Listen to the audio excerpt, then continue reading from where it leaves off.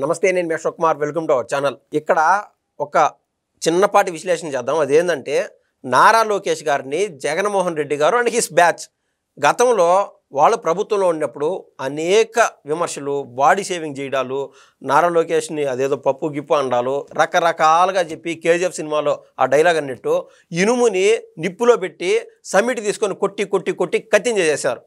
Yes, Nara Lokesh గారు వాస్తవంగా Jaganmohan Reddy and his బ్యాచ్కి రుణపడి ఉన్నారు.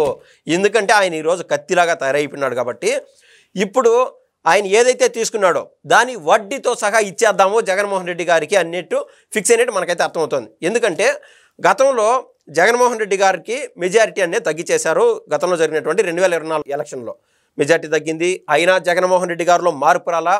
తర్వాత ఇదే పులివెందుల కేంద్రంగా నీటి సంఘాల ఎన్నికల్లో బంపర్ మెజారిటీతో టీడీపీ గెలిచేసింది. అప్పటికీ కూడా జగన్మోహన్ రెడ్డి గారిలో మార్పు రాలా.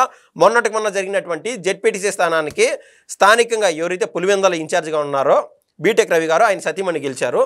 అక్కడ భారీ మెజార్టీతో గెలిచారు. అంతకు 10 ఓట్ల మెజార్టీతో గెలిచారు. అప్పటికీ జగన్మోహన్ రెడ్డి గారిలో మార్పు రాలా. కానీ వెన్నులో వణుకు మొదలైంది. అదేవిధంగా తన గుండెల్లో రైళ్లు పరిగెత్తున్నట్లుగా తనకైతే అనిపిస్తూ ఉంది. అందుకు అది కప్పిపుచ్చుకోవడానికి ఆయన ప్రశాంతంగా కూల్గా ఉండాను అని ప్రజల్లో ఒక ఇండికేషన్ ఇద్దామని చెప్పి ఎప్పుడూ యలహంక ప్యాలెస్లో గడిపేవాడు. కానీ ఇప్పుడు సూటిగా విషయానికి వస్తే జగన్మోహన్ రెడ్డి గారు వైఎస్ఆర్ జయంతి సందర్భంగా పులివెందులు సందర్శించారు. ఈ సందర్భంగా ఆయన ఆడ సందర్శనార్థం ఆ కార్యక్రమం అయిపోగానే ఇమ్మీడియట్గా యలహంక ప్యాలెస్కి పోయేటువంటి తత్వం చాలాసార్లు చూసాం. కానీ ఈసారి అదే పనిగా స్థానికంగా ఉన్నటువంటి రైతుల్ని కలిసినాడు. ఆ కలవడంలో ప్రపంచానికి, ముఖ్యంగా ఆంధ్ర రాష్ట్ర ప్రజలకి నారా లోకేష్ గారు ప్రతిబింబించే విధంగా కనిపించారు. ఎందుకంటే ఆడ కలిసి ఆయన నిలిపేవాడు. ఇప్పుడు రైతులతో కలిసి ఆయన చేసినటువంటి పెద్ద ఫాల్ట్ ఏంటంటే ఆడ స్థానికంగా ఆ యాసలో ఎర్రగడ్డలు అంటారు ఆనియన్స్ని. కాబట్టి అంటే జగన్మోహన్ రెడ్డి చెప్పేటువంటి భాషలో పొటాటో పాయ అట్లా మనకు తెలియదు. కానీ ఈ ఆనియన్స్ ఏదైతే రేటు ఉన్నదో 10 రూపాయలు 12 రూపాయలు, దీన్ని 35 రూపాయలకు అమ్ముతున్నారు హెరిటేజ్లో. మీరు 25 రూపాయలకు రైతుల దగ్గర కొని ఒక 10 రూపాయలు లాభం పెట్టుకొని హెరిటేజ్లో అమ్ముకోవచ్చు కదా అని చెప్పి ఆయన ముఖ్యంగా ఒక హితబోధ చేయడం జరిగింది. అయితే ఆయనకి తెలియని విషయం ఏంటంటే ఈ హెరిటేజ్ మార్కెట్లో నారా లోకేష్ గారు లేకుండా వాళ్ళ కుటుంబ సభ్యులు ఎప్పుడో అమ్మేశారు. దానికి నారా లోకేష్ గారికి ఎటువంటి సంబంధం లేదు. ఈ కూరగాయలు వీళ్ళు అమ్మట్లేదు. ముఖ్యంగా అది తెలియకుండానే జగన్మోహన్ రెడ్డి గారు అక్కడ పండిద్దాము, ఆడ రసవత్రంగా ఎమోషన్ రేకెత్తిద్దామని చెప్పి ఆయన 1కి 10 సార్లు తడబడతా చెప్పేశాడు. ఇదే క్రమంలో ప్యారలల్గా ఏం జరుగుతుందంటే ఇదే కడప జిల్లాలో నారా లోకేష్ గారు అదేవిధంగా ఒక 2 రోజుల ముందు చంద్రబాబు నాయుడు గారు ఆల్రెడీ పర్యటన చేశారు. ఇప్పుడు నారా లోకేష్ గారి పర్యటనలో భాగంగా స్థానికంగా ఉండేటువంటి విద్యా సంస్థల్లో ఎక్కడికక్కడ టీచర్తో మీట్ అవ్వడము, వాళ్ళతో ఆయన ఒక పాఠశాలకు పోయినప్పుడు అక్కడ ఏం జరిగిందంటే ఒక ఆసక్తికర సన్నివేశం జరిగింది. ఈయన పోయినప్పటికీ ఆడ ముఖ్యంగా నారా లోకేష్ గారికి ఏదైతే చేరి కేటాయిస్తారో ప్రోటోకాల్ ప్రకారం అట్లా ఏదో గౌరవార్థము అక్కడ ఆల్రెడీ ఒక ఉపాధ్యాయురాలు కూర్చోన్నది. అప్పుడు నారా లోకేష్ గారు ఎదురుగా ఎవరైతే పిల్లలు కూర్చుంటారో ఆ చైర్లో కూర్చున్నారు. అవాక్ అయిపోయినారు ఆ ఉపాధ్యాయురాలు. సార్ మీరు ఇటు కూర్చోండి సార్ అంటే, అబ్బా లేదులేమా ఏందమ్మా దాన్ని ఏముండదు లేవిని అని చెప్పి నారా లోకేష్ గారు ఇమ్మీడియట్ రిప్లై ఇచ్చారు. అక్కడ విద్యార్థులతో ముచ్చటించి వాళ్ళ సమస్యలే ఉన్నాయి, అసలు ఫుడ్ మధ్యాహ్నం భోజన పథకంలో ఏదన్నా సరే ఫుడ్లో ఏదైనా క్వాలిటీ తగ్గుతుందా ఇట్లా అడిగి తెలుసుకొని ఈలోపు ప్యారలల్గా ఏమైందంటే ఇదే కడప జిల్లాకు సంబంధించి దాదాపు 7-8 చోట్ల ఇది మధ్యాహ్నం భోజనం పథకం కింద క్వాలిటీ పెంచేదానికి స్మార్ట్ కిచెన్స్ అంటూ ఆయన ప్రారంభించడం జరిగింది. ఇదే క్రమంలో దాదాపు 33 చోట్ల స్మార్ట్ కిచెన్స్కి శంకుస్థాపన చేశారు వర్చువల్గా.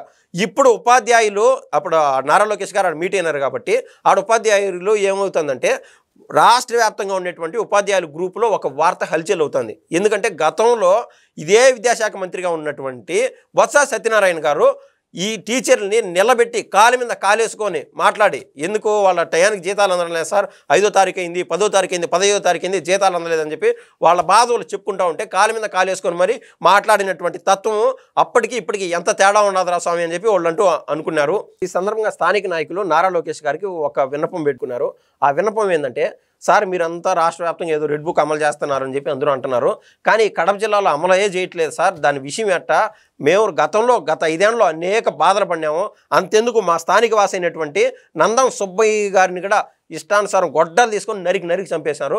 ఈ బాధలన్నీ మా నుంచి పోలేవు కదా సార్, దీని యొక్క పరిష్కారం ఎట్లా అని చెప్పితే అని కార్యకర్తలు అడగగా నారా లోకేష్ గారు అద్భుతంగా స్పందించారు. ఏమన్నారంటే, మీరు చెప్తున్నారు నందం సుబ్బయ్య గారి గురించి, అటువంటి వాళ్ళు పార్టీకి ప్రాణం పెట్టారు. అదేవిధంగా ఈవెన్ మాచర్లలో చంద్రయ్య గారు కానీ ఇటువంటి వాళ్ళు పీకలు కూడా కోసేశారు. ఇవేవి నేను మర్చిపోను. ఇవి ఒక రకం అయితే మరో రకాన స్వయంగా నా యొక్క కాన్ఫిడెన్స్ని దెబ్బతీయడానికి నా తండ్రి అయినటువంటి నారా చంద్రబాబు నాయుడు గారిని కూడా 53 రోజులు జైల్లో పెట్టారు. ఎక్కడ కూడా నేను బెసకలేదు, బెనకలేదు. నేను మర్చిపోయే వ్యక్తిని కాదు. వీళ్ళందరినీ చట్ట పరిధిలో ఖచ్చితంగా శిక్షిస్తాను. ప్రస్తుతం అభివృద్ధి సంక్షేమం అంటా ముందుకెళ్తా ఉన్నాం కాబట్టి కొద్దిమేర లేట్ అవ్వచ్చు కాక 3 నెలల నుంచి 6 నెలలు అయినా సరే ఎవరెవరైతే మిమ్మల్ని ఇబ్బందులు పెట్టారో గతంలో నేను చెప్పినాను, మీ తప్పు లేకుండా మీ పైన అనవసరమైన కేసులు పడింటే, ఎవరిపైన ఎన్ని కేసులు పడినంటే ఎక్కువ కేసులు బట్టి పార్టీ అంత ప్రాముఖ్యం ఇస్తుంది, పార్టీ కోసం మీరు కష్టపడినారు కాబట్టి అని చెప్పి నారా లోకేష్ గారు ఎమోషనల్గా మరోసారి కార్యకర్తలతో మాట్లాడడం జరిగింది. ఇప్పుడేంటంటే నారా లోకేష్ గారు మరో విధంగా ఒక విషయానికి స్పందించారు.